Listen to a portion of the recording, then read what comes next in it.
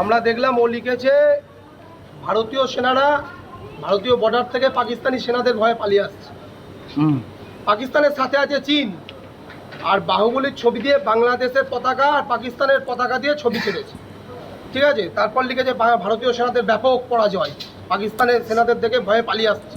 তাহলে ভারতে থেকে, ভারতের জলভয় বড় হয়ে, ভারতের খেয়ে, ভারতের গুণগান না গিয়ে যারা পাকিস্তানের গুণগান করবে তারা ভারতে থাকার দরকার।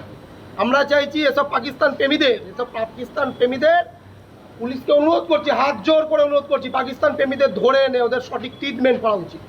তারপর যদি ভারতে থাকতে হলে থাকবে, তাহলে পাকিস্তান প্রেম যদি আরো উজাড় হয় পাকিস্তানে চলে যাবে। আদৌ কি এখনো পর্যন্ত এখনো আছে, এখনো ডিলিট করেনি, এখনো পোস্ট আছে। নমস্কার বন্ধুরা, আমার নাম ধ্রুবজ্যোতি সরকার। নদিয়ার শান্তিপুর থানার অন্তর্গত গয়েশপুর গ্রাম পঞ্চায়েতের টেংরিডাঙ্গার বাসিন্দা শরীফ শেখ, তার ফেসবুকে একটি পোস্ট দেখা যায়, যে পোস্টে লেখা রয়েছে সীমান্ত থেকে ভারতীয় সেনারা পালিয়ে এসেছে, নিচে লেখা রয়েছে পাকিস্তান জিন্দাবাদ। এই ফেসবুক পোস্ট ছড়িয়ে পড়ে সোশ্যাল মিডিয়ায়, আর তারপরেই গোটা এলাকায় ছড়িয়ে পড়ে উত্তেজনা। প্রত্যেক মানুষের এখন উচিত এইসব ভারত বিরোধীদের বিরুদ্ধে সজাগ হওয়া এবং আওয়াজ তোলা। দয়া করে চুপ করে থেকে এদের আর প্রশ্রয় দেবেন না। বিষয়টা হচ্ছে শান্তিপুরের গয়েশপুরের ভোলাডাঙ্গা গ্রামে, শান্তিপুরের গয়েশপুরের টেংরিডাঙ্গা গ্রামে একজন পাকিস্তানি জঙ্গি শরীফ শেখ, সে হচ্ছে ধরা পড়েছে মানে মিডিয়াতে ধরা পড়েছে। সোশ্যাল মিডিয়ায় পাকিস্তান জিন্দাবাদ ইত্যাদি নানা ধরনের ভারতীয় সেনাবাহিনী সম্পর্কে কটূক্তি, চীন আর পাকিস্তানের হয়ে ফেসবুক পোস্ট, নানা ধরনের কাজকর্ম করছে। পাকিস্তান জিন্দাবাদ বলে পোস্ট করেছে, সেনাবাহিনীকে নোংরা কথা বলছে, ভারতীয় সেনাবাহিনীকে পাকিস্তান সেনাবাহিনীর পক্ষে কথা বলছে। আমরা পুলিশকে 2 ঘন্টা সময় দিলাম, ওই জঙ্গিটাকে 2 ঘন্টার মধ্যে অ্যারেস্ট করে ঢোকাতে হবে। 2 ঘন্টার মধ্যে যদি একে অ্যারেস্ট না করে ওর বাড়ি ঘর, তার দায়িত্ব নিতে হবে হচ্ছে শান্তিপুরের থানাকে।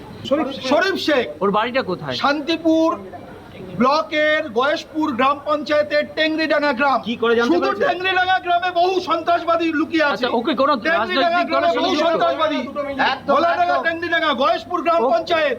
ওকে কোন রাজনৈতিক দলের সঙ্গে যুক্ত? রাজনৈতিক দল দেখার ইচ্ছা নেই তো, আমরা কোনো রাজনৈতিক দলের লোকজন আসেনি তো, সাধারণ মানুষ হিসেবে এসেছি। আমাদের ভারতীয়দের নিরাপত্তা বিঘ্নিত হচ্ছে। একজন জঙ্গি লুকিয়ে আছে, কেন অ্যারেস্ট করবে না? এখনো কেন অ্যারেস্ট হয়নি? পেছনের চামড়া তুলে দেওয়া উচিত ওর মেরে। আমরা একটা পোস্ট যদি করি হিন্দুত্বের জন্য, একটা মানুষ হিন্দু হয়ে যদি হিন্দুত্বের পোস্ট করে, এই যে হচ্ছে কি অরুণ মাঝিকে জেলে ঢুকিয়ে দিল হিন্দুত্বের পোস্ট করেছে বলে। ফলে হিন্দুর পোস্ট করলে সেটা চোখে পড়ে, আর পাকিস্তানি জঙ্গি লুকিয়ে আছে সেটা পুলিশের চোখে পড়ছে না, এটা হতে পারে না। আর যদি মমতা ব্যানার্জির দলদাস পুলিশ মনে করে ট্রিটমেন্ট করবো না, জামাই আদর করবো, তাহলে জামাই আদর কি করে থানাতে করতে হয় সেটাও আমরা দেখব। আপনি পোস্টে তো দেখেছেন, সরাসরি সেনাবাহিনীকে থ্রেট করছে, ভারতীয় সেনাবাহিনীকে। পাকিস্তানি জঙ্গিদের পক্ষে কথা বলছে, পাকিস্তানি সেনাবাহিনীর পক্ষে কথা বলছে। ভারতীয় সেনাবাহিনীরা কি পাকিস্তানি সেনাবাহিনীকে দেখে পালিয়ে যাচ্ছে, এসব লিখেছে। গ্রেপ্তার না হলে কি করবো সেটা বুঝতে পারবে। আমরা 2 ঘন্টা টাইম দিচ্ছি, 2 ঘন্টা পর পুলিশ বুঝতে পারবে।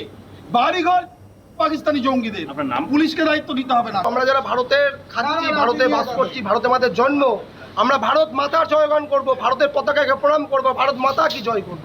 আমরা যদি ভারতীয় হয়ে পাকিস্তানের প্রেম আমাদের মনে উদ্বুদ্ধ হয়, তাহলে ভারতে থাকার দরকার নেই, তো পাকিস্তানে চলে যাওয়া দরকার। আর বাইক চলার একটা ছেলে, সেটা শান্তিপুর থানার মধ্যে পড়ে না, সেটা কৃষ্ণনগরের মধ্যে পড়ে।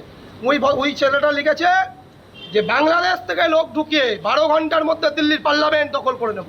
এটা আমরা কোথায় বাস করছি? এ কোন পশ্চিমবঙ্গ? বন্ধুরা, ভিডিওটি ভালো লাগলে দয়া করে লাইক শেয়ার করে দেবেন, আমাদের পেজটা ফলো করে নেবেন, আর আপনার মতামত কমেন্ট করে অবশ্যই জানান। ধন্যবাদ।